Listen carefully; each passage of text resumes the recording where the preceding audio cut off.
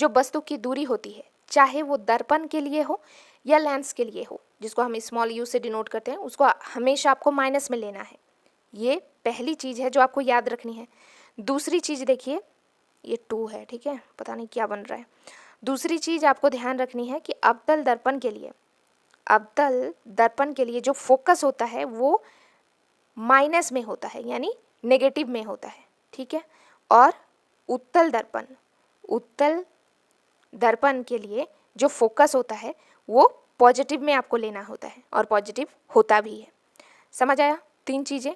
चौथा चीज़ जो आपको ध्यान रखनी है वो क्या है, देखिए, वो है आवर्धन।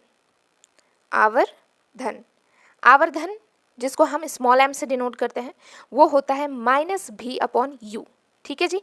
और ये जो v है ये प्रतिबिंब की दूरी है और u वस्तु की दूरी है, ठीक है जी। ओके, अब 5वां सवाल देखिए।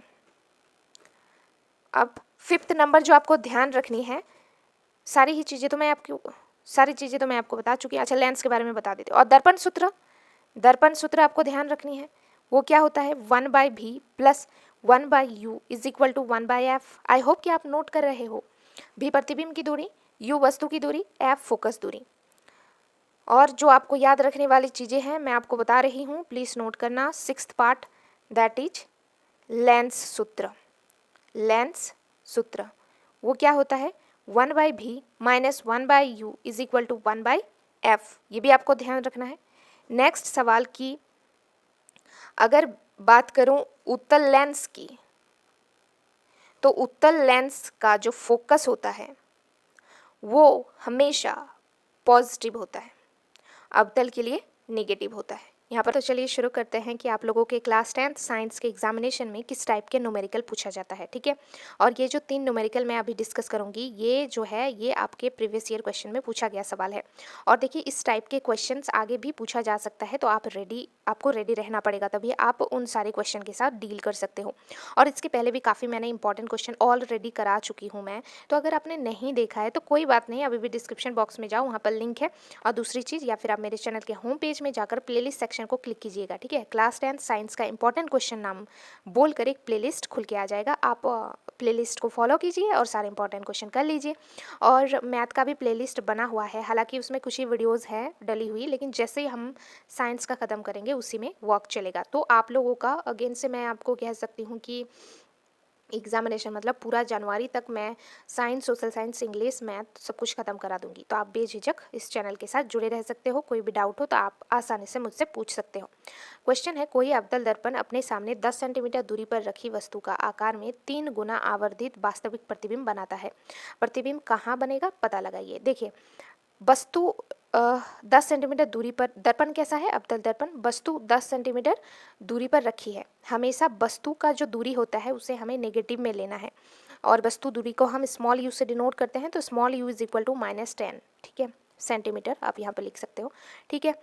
और ऊपर से बोला है कि जो वस्तु का आकार है, साइज है, वो 3 गुना आवर्धित है। अच्छा, आवर्धित को हम स्मॉल m से डिनोट करते हैं, 3 गुना है ना, तो इसको नेगेटिव में लेंगे -3, तो आप देख सकते हो, ठीक है। अब ये चीज़ें हमारे पास क्वेश्चन में ही गिवन था। अब हमें पता है कि आवर्धन m = क्या होता है, -v/u, ठीक है। तो आवर्धन का मान तो -3 दिया है। अच्छा, -v का मान हमें पता नहीं है, तो हम वही लिख देंगे -v/u। तो यहाँ पर आप v = लिख सकते हो ना 3u। देखो यहाँ पे 1 है, इसको क्रॉस मल्टीप्लाई करोगे तो -v - 3u। मैं यहाँ पर करके आपको बताती हूँ, ठीक है।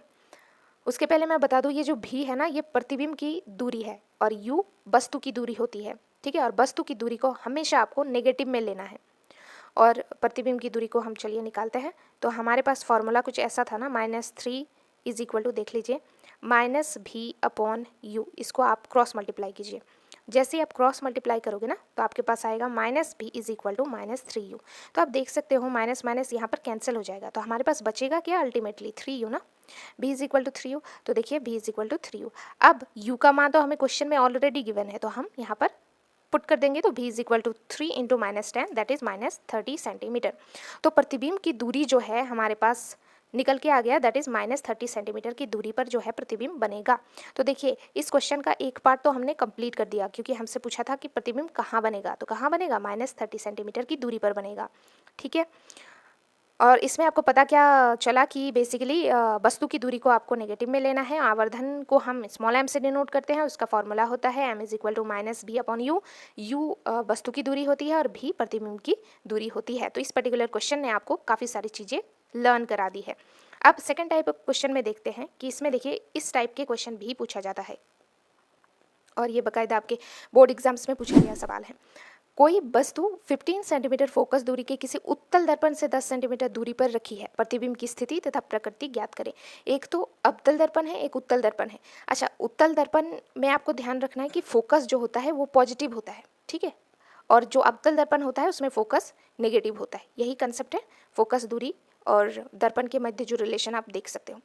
तो u का मान इधर भी आपको दिया है 10 सेंटीमीटर दूरी ही है, तो हम नेगेटिव में लेंगे। अगर 12 सेंटीमीटर बोलते तो हम -12 लिखते, तो u is equal to -10 centimetre. अब फोकस भी हमको गिवन है, देखिए 15 सेंटीमीटर फोकस दूरी, और चूंकि ये दर्पण कैसा दर्पण है, उत्तल दर्पण, हम लेंगे पॉजिटिव में 15 सेंटीमीटर। और इसमें भी हमें पूछा क्या है, प्रतिबिंब की स्थिति, यानी भी का मान पूछा है। तो हम क्या करेंगे, दर्पण सूत्र लगाएंगे। अब ये दर्पण सूत्र भी आपको पता होना चाहिए, that is 1/v + 1/u is equal to 1/f। ये 1 मार्कर क्वेश्चन में आपको पूछ सकता है कि दर्पण सूत्र लिखे, ठीक है, और ये सूत्र आपको याद भी होना चाहिए न्यूमेरिकल के लिए। अब 1/v + 1/u मतलब 1/u का मान -10 इज इक्वल टू 1/f, तो 1/15। अब आगे इसको मैथमेटिकली सॉल्व भी करना है, बाकी सारी चीज़ें हो चुकी है। तो यहाँ पर आप देख सकते हो 1/v इज इक्वल टू, बस इसको हमने पलट दिया, 1/15, और ये -10 था ना, 1/-10, तो उधर गया तो 1/+10 हो गया। अब इसको हमने एलसीएम ले लिया तो 30 आया, तो बेसिकली 5/30, तो ये आप 5 से कट कर सकते हो, तो v is equal to 6 centimetre. तो प्रतिबिंब का मान तो मिल चुका है, अब आवर्धन भी पूछा गया है, ठीक है। अब पूछा है कि आवर्धन का मान, तो आवर्धन इक्वल टू फॉर्मूला आपको पता ही है क्या है, स्मॉल m को ही आवर्धन मतलब आवर्धन को हम स्मॉल m से डिनोट करते हैं। तो small m is equal to -v/u। तो v का मान तो आपको पता है 6, अभी हमने निकाला, तो यहाँ पर माइनस है तो -6 अपॉन u का मान क्या है -10, तो माइनस माइनस कैंसिल, तो 6/10 दैट इज 0.6। चलिए आगे देखते हैं नेक्स्ट सवाल।